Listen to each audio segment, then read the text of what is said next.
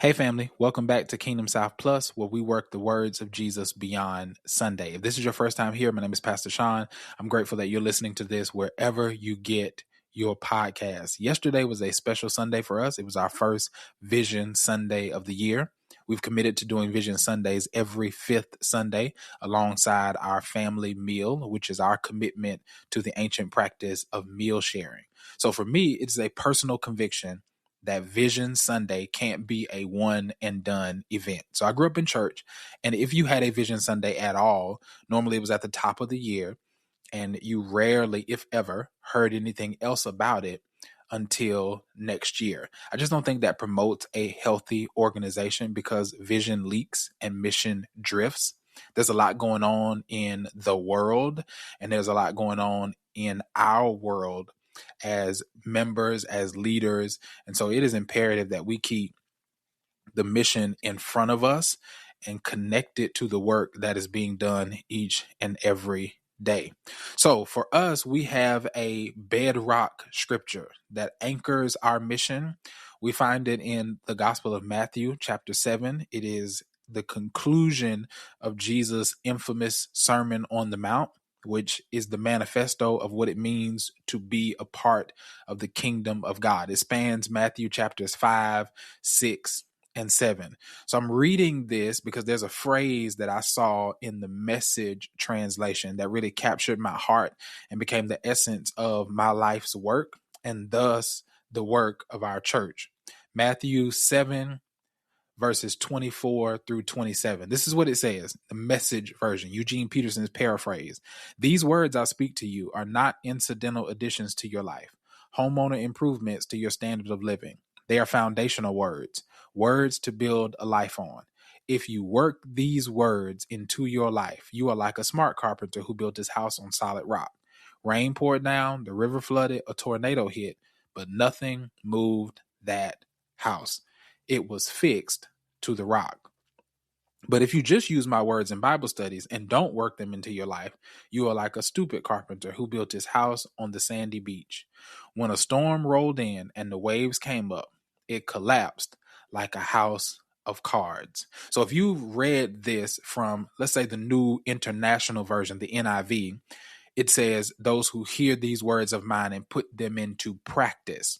When I read this Eugene Peterson paraphrase and saw, if you work these words, I said, oh, that's it.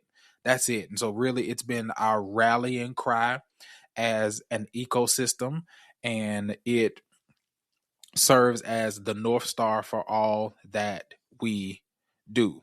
So our mission at Kingdom South is to work the words of Jesus together in cities across South Carolina. We're starting here in Columbia, but our mission is to work the words of Jesus together in cities across South Carolina.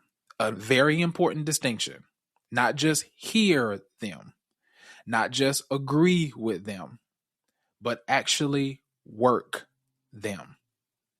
And that is what I think is missing in our culture. There are a lot of people out here who agree with Jesus. We can tell they agree with Jesus because they say the things that he says. A lot of our ethical standards, a lot of our understandings of the world and morality and those types of things, they come from Judeo-Christian frameworks. Yet at the same time, there are elements and aspects of the life and teachings of Jesus that we just do not put into practice. So we will hear something and we will agree with it. But Jesus doesn't just want us to agree with him. He wants us to follow him. Discipleship. So at Kingdom South, we are a formation first church. We believe that the goal of the Christian life is to be conformed to the image of Jesus. Romans 8:29, those who he foreknew, he also did predestine to be conformed to the image of his son, that he might be the firstborn among many brothers and sisters. We just believe that. And because I'm a church kid, I've been on the hamster's wheel of church. The earlier you get on that hamster's wheel, the more redundant it becomes as you get older.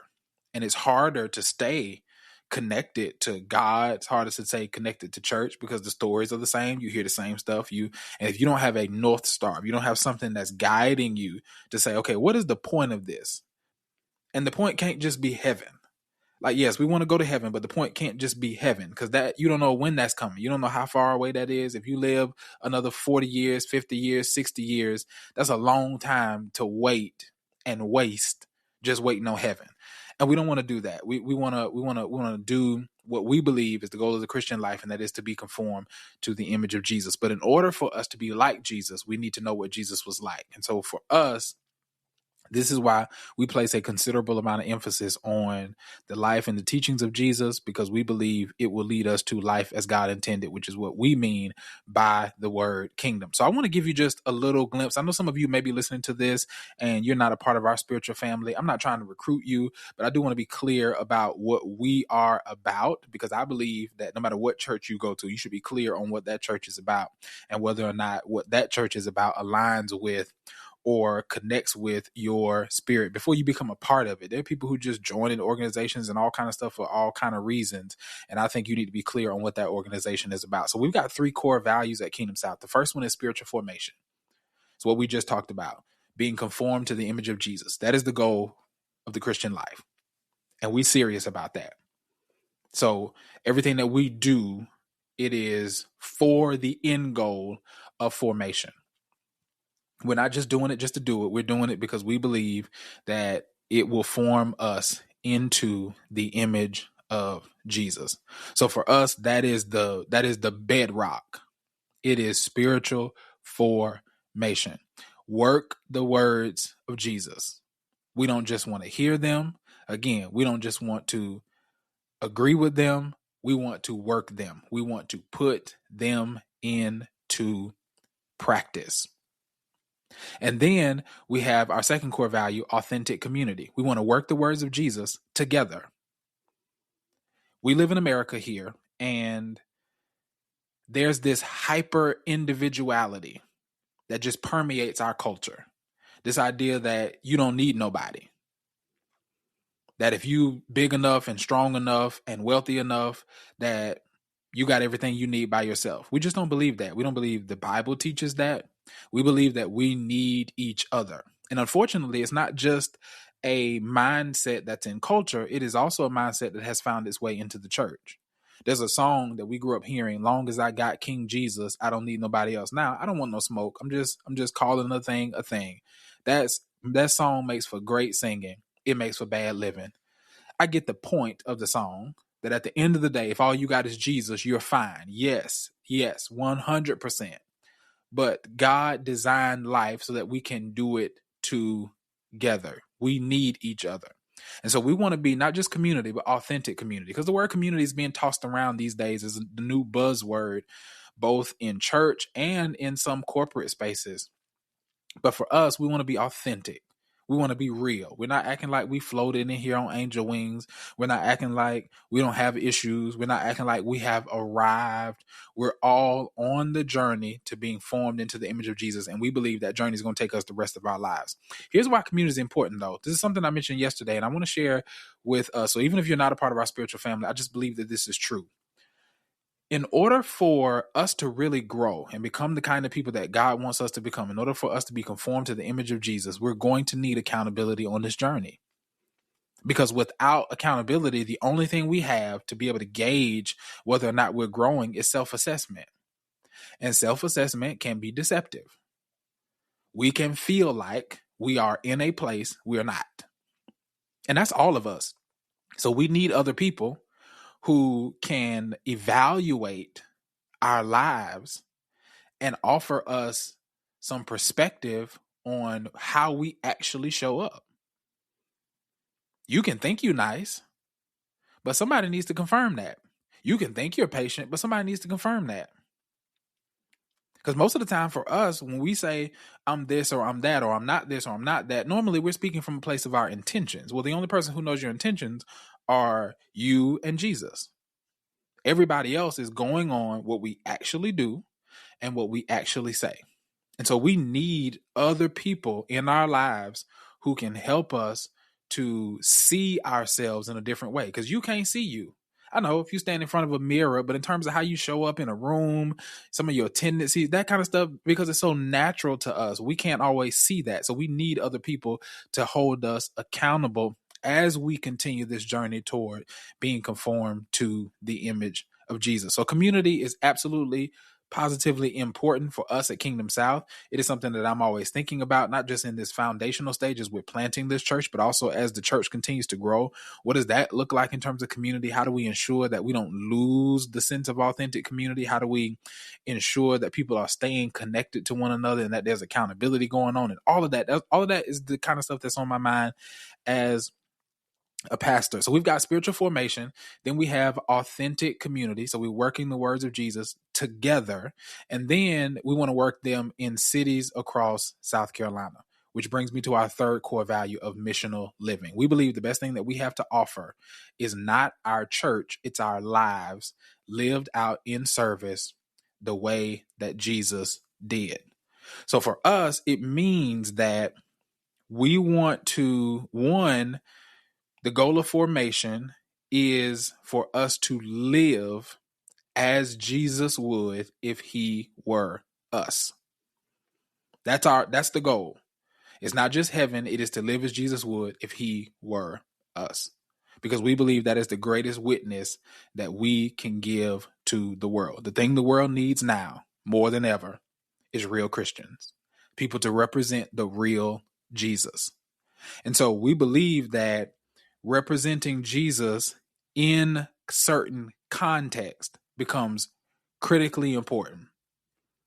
So yes, we believe that we want to follow Jesus, but following Jesus in a particular place is important. And it looks different depending on where that place is. So for us, our focus, our emphasis on formation, a lot of it is driven by our context, it's driven by our environment. Again, we live in America. So we're talking about a post-Christian society. By that, I simply mean we live in an environment where people want the kingdom without the king. So people want the stuff that Jesus talked about. They just don't want to have to go through Jesus to get it. And we're conscious of that, which is why we believe that this is the mission that God has given us to advance. Yet at the same time, if we were in a different context, that mission may look very different. There's some people who are planting churches on the West Coast. Their mission is going to look different than ours. There are people who may be planting in the Midwest. Their mission is going to look different than ours. There are people who are planting in the Northeast. Their mission is going to look different than ours. There are people who are planting in other parts of the world. Their mission is going to look different than ours, because the gospel is not just about a message. It is a message to a people in a place.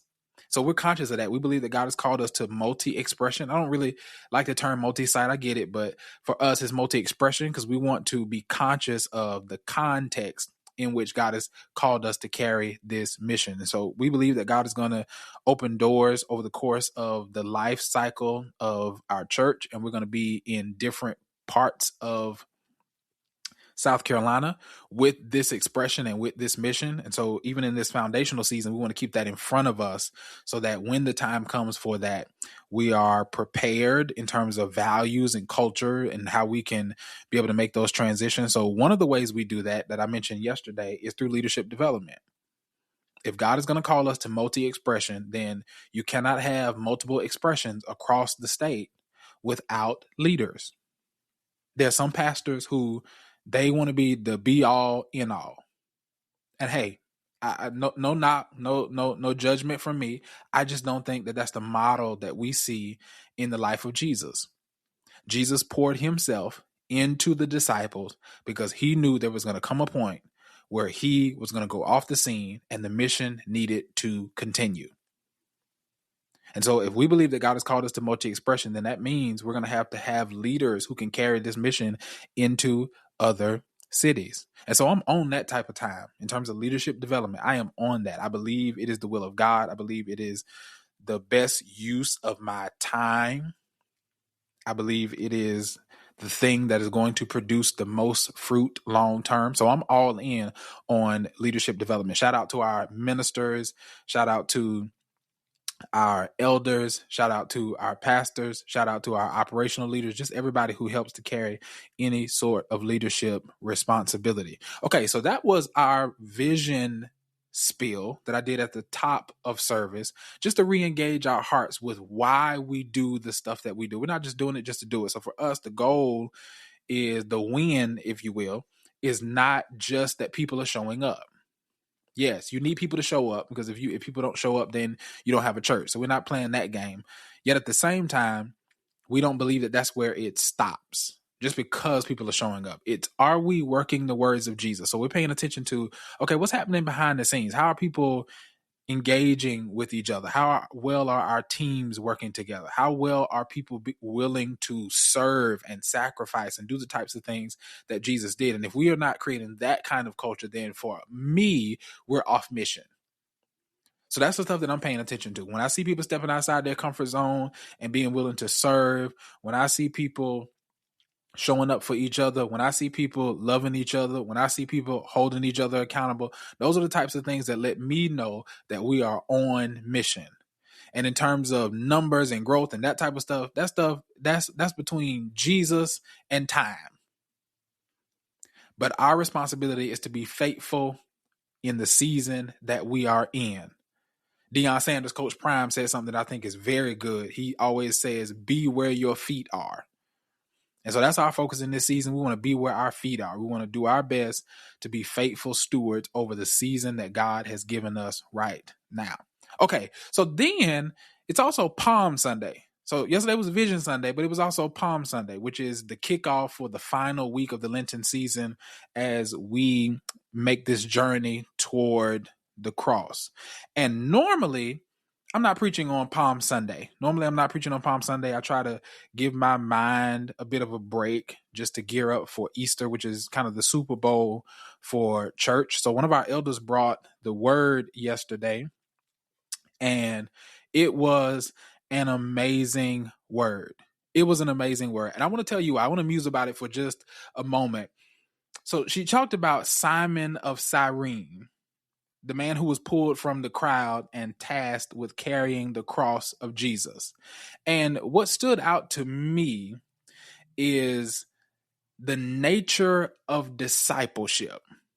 So again, we are a formation-focused church. That's what we own. We own discipleship. We own that. That's what type of time we own. We own discipleship. And I thought the message was so fitting. I thought the message was so timely, because one of the things that she mentioned is, like, Simon didn't volunteer. Like, this wasn't like a, hey, we need somebody to carry this cross.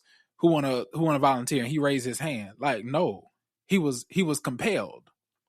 He was on his way somewhere else. He was minding his business, and he finds himself caught up in the suffering of Jesus, carrying a cross that wasn't his. And so she likened that to our own journey of discipleship, because Jesus says it very, very clearly. Whoever wants to be my disciple must deny themselves, take up their cross, and follow me. And so if we're honest, guys, that's where things tend to get uncomfortable, especially within American Christianity, because we live in a culture, both outside the church and inside the church, that has grown increasingly unfamiliar with the language of the cross in a discipleship sense. So we talk about purpose, we talk about blessings, we talk about favor, we talk about calling. But when you start talking about carrying a cross, people check out.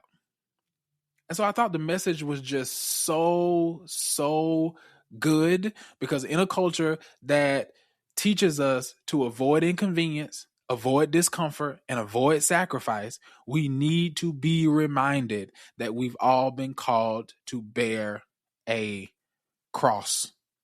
So I thought, between the vision spiel at the top, hopefully it was clear and people can rally around that, coupled with this message by one of our elders. It was just a moment. It was a moment, which is why I encourage people, if you're listening to this and you're in the Columbia area, you don't have a church, I encourage you to come check it out.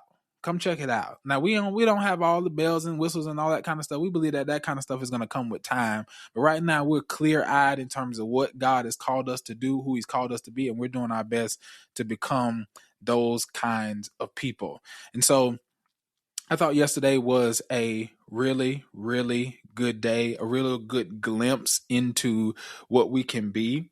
I'm always grateful for Sundays where I don't necessarily have to preach, because I get to sit back and watch. And one of the things that God has been consistently reminding me of is the vision is yet for an appointed time. Though it tarries, wait for it.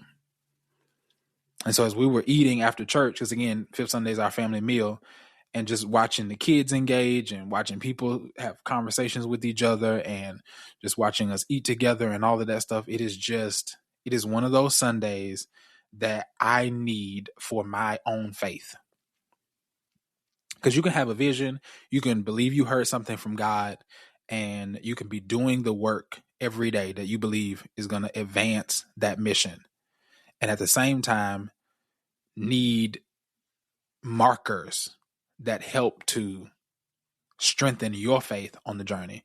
And yesterday for me was one of those markers. It was one of those markers, being able to see it in action, being able to see it in work, being able to see people growing, people developing, and that's something that money can't buy. And so in this season, guys, I am content. I am content with where God has placed us right now. And I want to do my best to be faithful in the season that we're in. So shout out to Elder Erica for the word yesterday. It was timely. We needed it. It helped to re-engage our hearts. It helped to re-engage my heart. Y'all, when she opened up with the hymn, y'all know I'm Baptist in my heart, in my soul.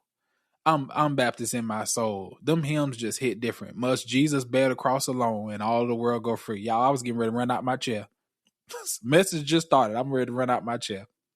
Such a timely, such a fitting message. Again, thank you for listening to this wherever you get your podcast. I've got one ask of you. It's my only ask. It's the only ask I'll ever ask of you. And that is, if this added any value to your Jesus journey, would you do me a favor and send it to somebody else?